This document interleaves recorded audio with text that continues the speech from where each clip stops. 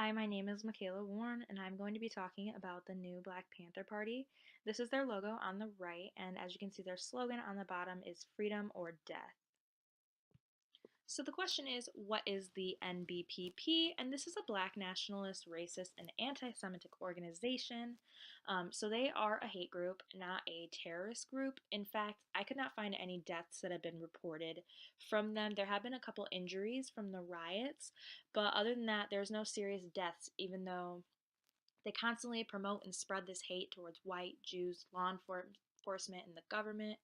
They promote the violence and the killings of these individuals, though I haven't found any actual killings from them.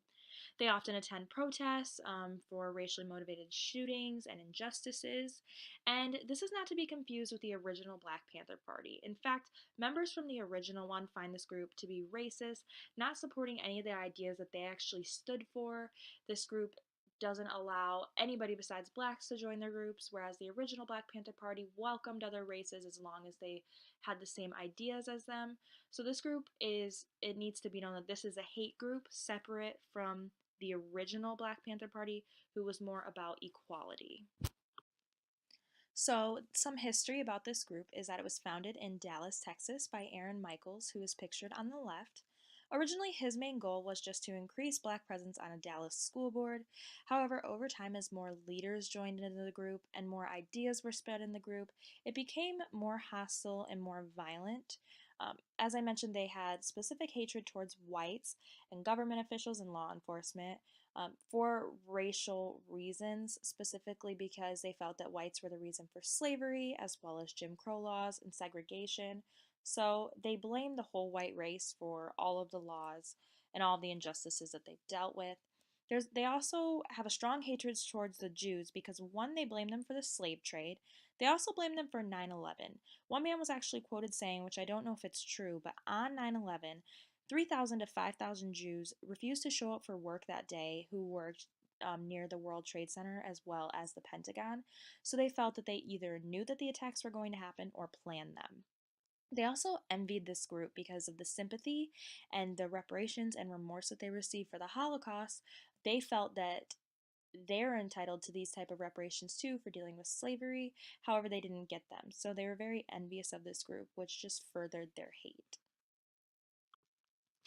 So, some of the beliefs that the MBPP has is that blacks have been treated unjustly for years. They say for about 400 years since slavery and Jim Crow and segregation, they feel that they've been treated unjustly. They believe that they deserve to have their own nation, completely separated from the whites, with their own black government, their own laws made by blacks, and that they should have reparations from slavery, from Jim Crow, and racial inequality that they still deal with today. They also feel that they shouldn't have to abide by rules from the government, should be exempt from taxation, exempt from the military, because of all of the injustices that they have had to deal with up until this point. They believe that the government owes this to them. They also feel that each black person in the country should be offered full-time employment, again, as a reparations for the injustices that they have experienced throughout the years. So the main goal that they have is to have their own black nation. They want to be able to make their own land and have their own laws and be completely separated from other races, but especially separated from whites, who they feel like control their lives every day and are the reason that their lives are so unjust. They also want the release of all blacks from prison and from death row, as they feel that the reason that they are in jail is because of unfair and impartial trials from white judges and white juries. And they also want the removal of the death penalty, as they mentioned that they felt that this was also a racially motivated thing, that the death penalty was just created to kill off more blacks. So some tactics they use, as I mentioned, there are no deaths that I have found that have happened specifically because of this group. So basically, what they do is they just want to get as much attention as they possibly can to gain new members, to spread their hatred, to spread their violent ideas. So, by how to do this is they'll attend protests where they'll typically start mobs, they will riot. Um, in some cases, they committed arson. They also want to go to cities that have these racially motivated shootings, specifically like the police brutality. I'm going to talk about Trayvon Martin, the shooting of Michael Brown. They will go to these cities and they will protest and chant in order to gain the media attention, because media will typically be there, and to spread this black power. And they also have a radio show. If you look on the left, it's called MBPP Radio. And actually, on one of these radio shows, one of their leaders was on there, and he actually promoted the killing of white babies in order to make sure that the white race can't go on. He said even if they're 3 seconds old, that they have to kill them. So, as I mentioned, the murder of Trayvon Martin sparked controversy all over the nation. A lot of people remember this. He was shot and killed that night when he was unarmed.